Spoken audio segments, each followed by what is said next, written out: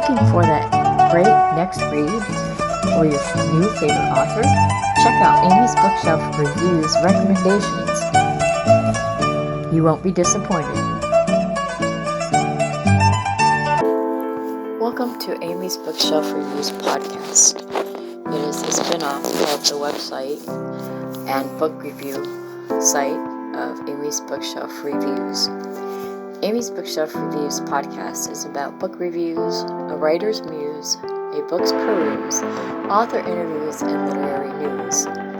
Welcome to the new year, where new things may happen with this. I hope you all enjoy, and thank you for listening.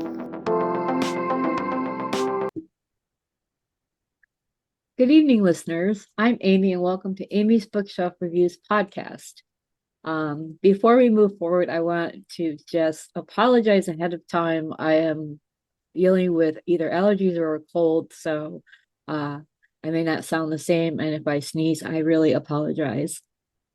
And today we are joined by an author who is pretty amazing, and he's pretty far away. Please introduce yourself and let the audience know how they can connect with you. Hi, Amy. Thank you. I'm dealing with a bit of a raspy voice myself. I've been screaming in tongues and accents all week for my lecture classes, and I kind of neglected to realize that's going to take its toll. But we'll do the best we can. My name is Jorah Kai. I've been kind of an artist forever. I think when I was about 12, I had a dream that I was writing with my toes in the sand on a laptop, and it seemed so far away. But here I am, and not too far from the South China Sea, and I like to write looking at the water, and it's kind of a dream. It's been a dreamy life. I've been involved in the arts for most of my life. I was a touring DJ and a music producer and in some bands and stuff for about 20 years, from a very young teenager till about 34. And then I moved to China, a cyberpunk super city called Chongqing, and I worked for a newspaper there, a little bit similar to Hemingway's journey with the Kansas City Star, except I live in the cyberpunk, super wild, huge city, the size of my population, of the same as Canada, where I come from, and it's pretty wild. It's been interesting. So I teach art history, I teach English, I edit for a newspaper, and around COVID, I had a bit of a existential crisis because it was all very new. I was the first Canadian journalist trapped in this kind of lockdown, and I had a CTV News front page diary, and it was a bit of my Hemingway's Kilimanjaro moment where I thought, my gosh, I've been taking these writing classes for like 30 years, and where is my pile of books? They're all in my head, and they're going to be in the grave in 2 weeks. And I started doing a diary, and that ended up getting published, and it won a bunch of awards in China and all this wild stuff. And I've just been trying to repeat that little bit of lightning in a bottle since. I've got about 10 books done in the last several years. Some of them are drafts I've redone. So that's a little bit about me. I have a website, jorahkai.com, a YouTube channel, and all that. But it's we're just kind of kicking that off. It's a new channel, and I'm mostly on Blue Sky these days because I'm excited by the optimism that's flowing around there. It's a little bit different than some of the other kind of older ones that I'm not spending as much time on.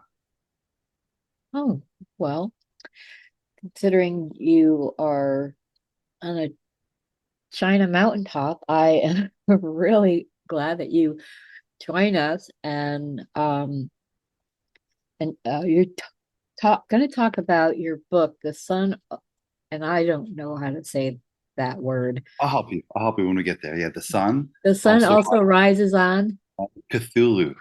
Cthulhu. Oh, Yeah. okay. Cthulhu. Yeah. It's a very popular word in print, right? And it's a little bit tricky to say. But yeah, that's I think one of the most interesting horror kind of figures these days. A giant sort of cosmic horror monster. It's there's little plushies for it.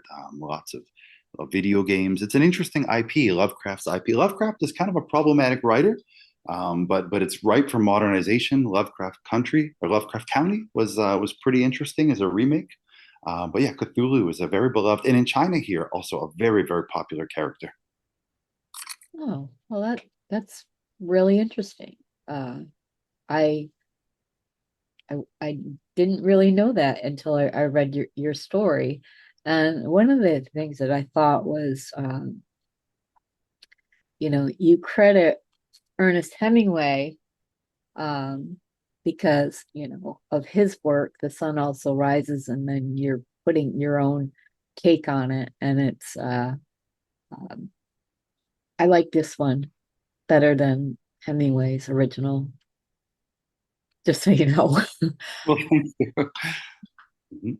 I'm actually not a Hemingway fan. I've read his work. I don't hate it. I'm just not a fan. But I went into reading this with, you know, pure, no expectations, just wanted to read the story. So I must say, to me, this was much better than Hemingway's The Sun Also Rises. Mhm. So in your uh in your writing career, is like have you collaborated or with other classic authors, or was this like the first time that you delved into, reinventing a classic author's work like Hemingway? Yeah, no, this was a first for me. And it was for a while, I thought I was really going mad because I spent quite a bit of energy on it. And I thought it was really kind of just a bit of a creative writing exercise. Now, as a younger man, I was involved in some newspaper work, and I used to breathe fire and occasionally performed with Cirque du Soleil and DJed and played big festivals and stuff. And so a real mentor of mine, like someone I really looked up to as a gonzo shining light there, was Hunter S. Thompson. Fear and Loathing in Las Vegas, and his work with Rolling Stone in the 70s, I believe, and all that. Hell's Angels was something that got a lot of attention. And as a younger man, I had heard that he had written Hemingway novels on a typewriter, and his friends would say, Hunter, you can go buy these books, like, what are you doing? And he just said he wanted to feel what he thought was like this raw power, this mastery of the craft, this really concise, tight style, the ethereal emission, the iceberg, and all of that. And he just wanted to kind of feel that going through him. I've taught writing for, about 10 years in China. Old Man in the Sea is quite popular. And so I kind of was originally going about it as a bit of a writing exercise. I had published a solar punk fantasy after all these COVID books and kind of like abstract, absurd philosophy of 3 years of lockdown. And I thought, I want to write something that's not about viruses and death. And I wrote this story. It's a little bit like a Chongqing boy, like a Chinese kind of Alice in Wonderland, Harry Potter kind of thing for parents, for friends of mine to read to their kids. And it was a really bombastic, over the top story. And I thought, okay, I got a publishing deal in China with the same publisher that did Liu Cixin's Three Body Problem. So it's finally coming out in the Chinese language after about 3 years of translation, editing, illustrations, and all of this. And they want the second one, and I kind of wanted the second one to be more substantial and more mature and darker. And I thought, well, what a better way to grow in my mind as just to kind of do that what Hunter did with Ernest Hemingway. And so I kind of started going about rewriting it. And I added horror, I added Cthulhu. I felt some connection between the sort of ennui and existential lost generation with this cosmic insignificance of Lovecraft's really popular horror mythos. And at the same time, I had this feeling that both, because of products of their time, there's some of Ernest's writing in it is a bit problematic, a little bit sexist, a little bit racist, as good at the craft as he was. And Lovecraft was famously racist, fairly xenophobic, a lot of his fear and horror. I mean, he's created these really captivating monsters, but he was a pretty close-minded person. Yeah. And so they're really ripe to be reinvented and kind of brought to a modern audience, I think. And that's kind of what I tried to do. And this is the first time I worked with another author, living or dead. So I always kind of think, if you asked me how was it to write a book with Ernest, I'd say, well, the hardest part is he's been dead for 50 years. But once we got over that, the rest was pretty smooth. Oh yeah, I'm sure. You probably sat there and, had a nice conversation with him. It I was it was kind of surreal. It was interesting. There was moments where I really just tried to channel, in a sense, the spirit of Ernest and figure what sending pages into the ether and trying to get some feedback. It was a big commitment, but I'm pretty happy. I have a hardcover copy that a friend of mine brought back from the States. It's about to come out on April 1st.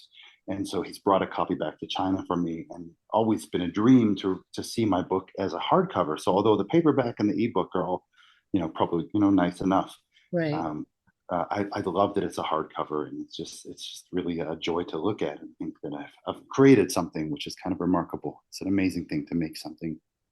Yeah, and I agree. It's when you have that in your hand, especially a hardcover, it's like, oh, wow.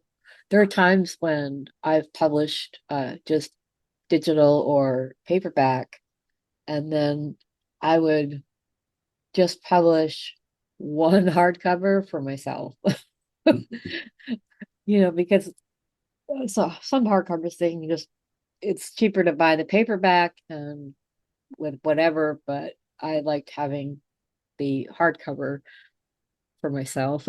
Yeah, I mean, if you love books, it's the book's book, right? It's just a Yeah. beautiful way to hold and to touch a book. I think these days a lot of young people and even older people, friends of mine I know, I have a friend in the 70s. He was one of my Hemingway experts that was an early beta reader, and he just loves his Kindle and he prefers to read off the ebook. But for me, it's always I just love touching paper. I love having shelves of books, and I always have, and I think I probably always will. And so yeah, I'm a very tactile kind of person. I'm also very visual. I found I had the cover done 2 years before the book was done. And I put it on my shelf as a fake cover. And I looked at it as a way to tell myself the only thing stopping this from being a real thing was about 250 more hours with my butt in the chair. And that's how I got myself to get it done.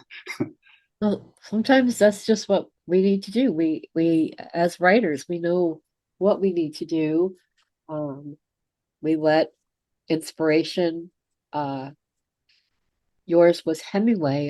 At some point, Whitman, excuse me, Walt Whitman is one of my favorites. And a few years ago, I wrote what I thought was going to be my final book. And it's a collection of things, and Whitman was my inspiration for it. And I kind of sat down and thought, okay, he's here. I'm reading his book, and kind of just like felt like it was right there, Mhm. just that inspiration. And one of my I mean his work to me is just amazing, and especially several poems ode to Abraham Lincoln. um, but he was judged for his personal life, but he did not hide his personal life. And that is something that, especially way back then when he was around, that he was being judged on. But so he was just being himself and he didn't care who knew it. Mhm. That's one of the things that I admire, because I think everyone should be true to themselves and then, be their true self. I think there's a lot to that. On one hand, yeah, no, I love the idea that we put so much into books. It takes so much effort, years of work sometimes, and this commitment. When I was in music, I could make a song on a Wednesday and have it recorded onto vinyl or something on a Friday, and then could drive to New York City and play it on a Saturday. And then people would be cheering within 3 days. And my first time I sat to write a book for 5 years, I thought, wow, this is a lot lonelier than playing music and a lot more work. And there's not a lot of instant gratitude. But there is that idea, I think, when you pick up a book, you're sitting with a friend, and that author is like a friend, and they're not really dead, are they?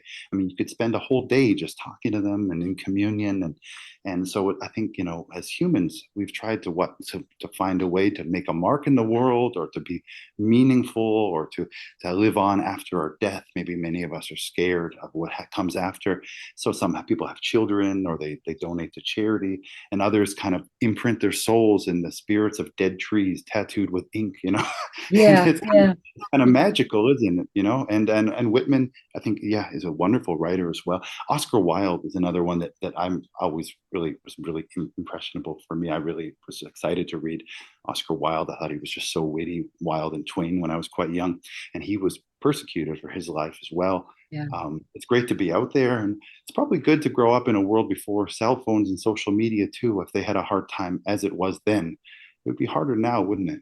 Yeah, yeah, I think about that too. And, you know, I think at some point we have too much technology. I mean, now with being an author, it's there's so many ways to be able to market yourself. When I wrote my first book, and was I, I published it in 2005, and that was well before Google and Amazon. The internet was still kind of like an unknown kind of thing. They called it the World Wide Web, and I when I promoted my work, I literally created paper flyers and went out around my town and local towns and went to places that had actual bulletin boards where you would pin it up. And that was my marketing plan. Mhm. Yeah, well, those were the days, though, weren't they? I remember, my formative years too, growing up in Ottawa, Canada, and getting flyers for events and all of that stuff. And it was very tangible. It's kind of one thing I do miss about being. I kind of exist almost like a ghost. I feel like I'm on this mountain in Southwest China, and I'm only a phone call away.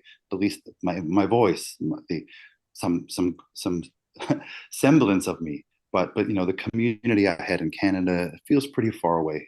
I get back once in a while, but the world is both much bigger and much smaller in a sense when you kind of isolate yourself. But it's a big commitment I made for writing, and I don't regret it. I lived a lot in my younger years, my first 3 or 4 decades, and then I'm doing another thing, kind of trying to pass something forward with what the time I have left. That is just it's remarkable. I mean, I've always ever since I was a kid. Well, when I was a young kid, I used to go for a walk in the woods with my notebook and my Walkman and just sit in the woods and write. That was the only place that I could get away from busyness of my home. There were 7 people. Uh, I have 4 siblings, and my mother was always watching other people's children. So that was a way that I could get out without noise and just the peacefulness.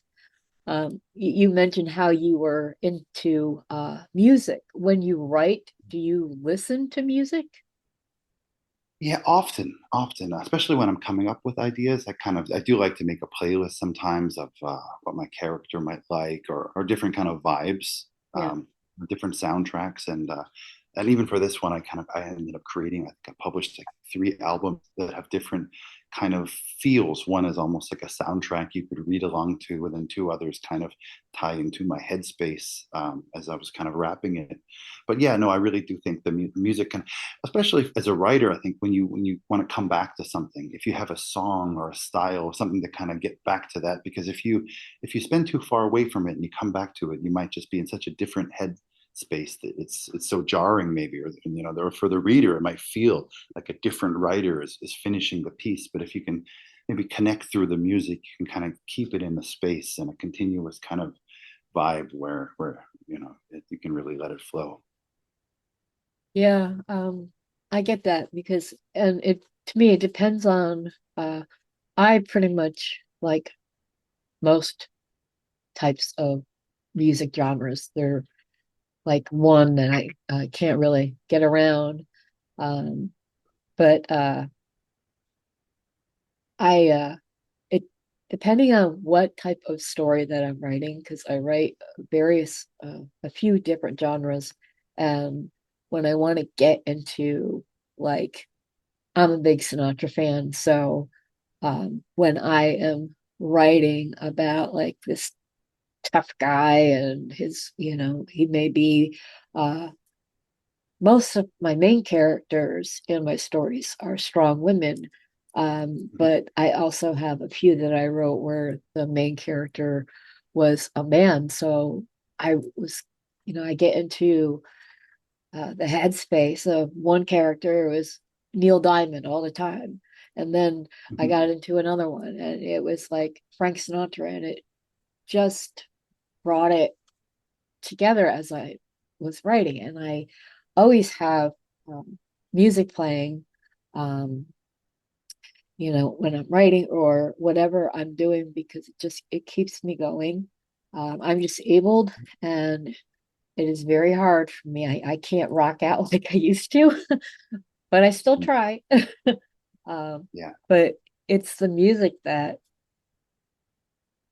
I know and that I love. And even when I'm gone, my children, well, I have four grown sons, and three of them actually like me. So, but Well, I that's a know great that, average. yeah, I know that when they were the ones that I actually raised by myself. Um, Mhm. my first husband raised my first son, and he turned out just like his father. So I see him now and then, but when my boys hear certain songs playing, and then I'll hear them playing like the same songs, and I've picked up music from them, um, and their tastes vary, and then but I know that when I'm gone and they'll hear something and it'll remind them of me, and also anything that I've written, um, it's kind of just a legacy. I don't want everybody to say, "Oh, good, she's dead now. We can buy all her books." But Well, it'd be tempting to fake our own death just to get that bump, wouldn't it? But I we'll know, leave just that to someone else to get the cake, yeah. maybe. No, that's quite okay. Well, for me, I played music and for many years, and I always wanted to get proper earplugs and all of that. And I always just thought it would take something away from the rawness or the visceral proximity of my head into the speakers and all that when I performed. So I ended up I suffered a lot of hearing loss. I mean, I can hear you. You got a great radio voice. It's wonderful to talk to you, even though we're maybe not both feeling our best today. And I hope I'm doing okay. You But for are. my Thank well, you. thank you very much. But yeah, for my music, it was always this kind of tragic thing, especially towards the end. I would fly to a gig and I would maybe have a 50% chance that my ears would be full of fluid and I couldn't hear, and it would be an awful gig. So it would either be a wonderful gig for me in the crowd or it'd be really frustrating for everybody. And that was a problem. And then just the general hearing loss was a problem. And then it was this idea that this thing I love so much is going to destroy my life. And I'm getting less and less back from it. And I decided eventually I moved into teaching, and I thought, well, if I stop now, I have enough hearing left to be a teacher, to talk to people at least for a while, and have a little bit of a normal second career. If I do this much more, I won't have that anymore. And so that was a really hard choice, but I don't regret it at all because my writing has been wonderful. Teaching's been great. I met my wife here in China. She had a son, my stepson, and he's just got a 10-month-old beautiful girl now, my granddaughter. And so this is my life. It's totally different than blowing fire with Cirque du Soleil and headlining music festivals. Now I headline the head, shoulders, knees, and toes for the little baby Naomi, and it's wonderful. It makes me so happy. And and there is that feeling that when I'm gone, you know, I think one of the hardest things getting older is realizing you're not the main character anymore. But it doesn't have to be sad, like to Right. realize that Naomi is the main character for me now, and she's just a little baby, and she's going to grow up, and I'm just kind of slowly shuffling off to the side, playing a supportive role, and I'm just going to do the best I can. And when I'm gone one day, I hope that I just leave good memories behind because that's all we really, maybe our books, because we're writers, most people will just leave a memory and it'll either be a good one or a bad one. And I think and everyone wants to leave a good one. Oh, definitely. I mean, one thing I learned from my mother, and I try to reiterate it now more than ever, um, is she taught me how to be kind. And um, and she didn't like just say, "Oh, set me down and say you got to be nice, you got to be nice, you got to be kind." She showed by example, and Mhm. I try to do that with my sons. I you know taught them based off of how I um you know treated others, or thought of things, and um they were always, because of that, they were always the ones that the teacher said that even if they did something wrong, they were just so polite. It's like, Well, that's good. I'm so sorry I didn't do my homework. But Yeah. Well, as so a teacher, I do it, know that students that apologize definitely make me less angry than the ones that just stick their fingers up. yeah, yeah, exactly.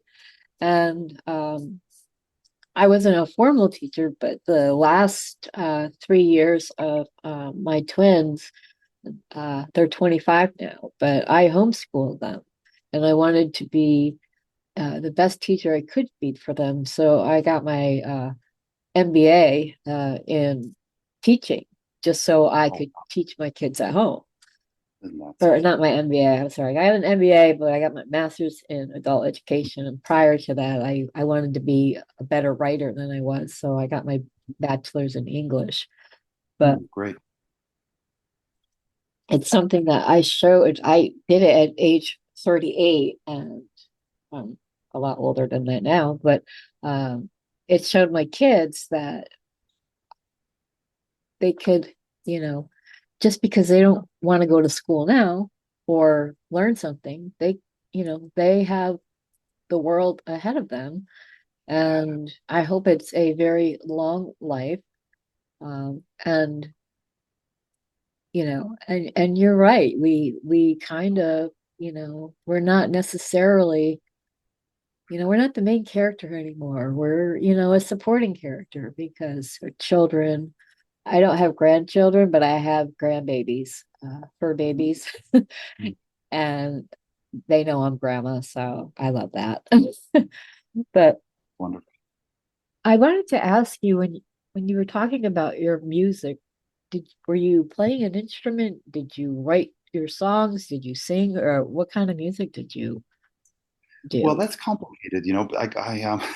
I think I was pretty self-destructive as a young man because I think my parents split up when I was very young. I think that kind of left me with a bit of a hole in my heart. So I just went out dancing until the sun came up or my heart exploded, whatever happened first. And somewhere along the lines of the nightlife, I met, the fairies and ogres and all the creatures that live after dark, the artists and the gangsters and all the Yeah. people that gather in the periphery. And it was, so I was deep in the rave scene as a young man. So I became a DJ and I worked with some bands. I was doing music production. I played a little guitar. I still play a little guitar, a little keyboard, a little bass. But it was just a little mix of everything. We had a band called the Root Sellers, and we used to go around recording with session musicians and then remixing and putting together. And that was kind of wild because that was again kind of just something we did in basements, and ended up taking us to the Beijing Olympics and the Vancouver Olympics, 2010 Olympics, 28 Olympics, Burning Man, all these music festivals around the world. And so Wow. it's an interesting experience. Yeah. But again, it's very noisy there. And I hope my little granddaughter Naomi loves to dance around. But I say you'd be a great baby DJ, but I hope there's another path for you. I wouldn't want you to do what I did. Yeah. And I think that that's what we want we don't want our kids to have to go through the harder times Hmm. that we went through when we were kids. Hmm. But I really enjoyed reading your book, and the review. I wrote the review already, so that'll be posted.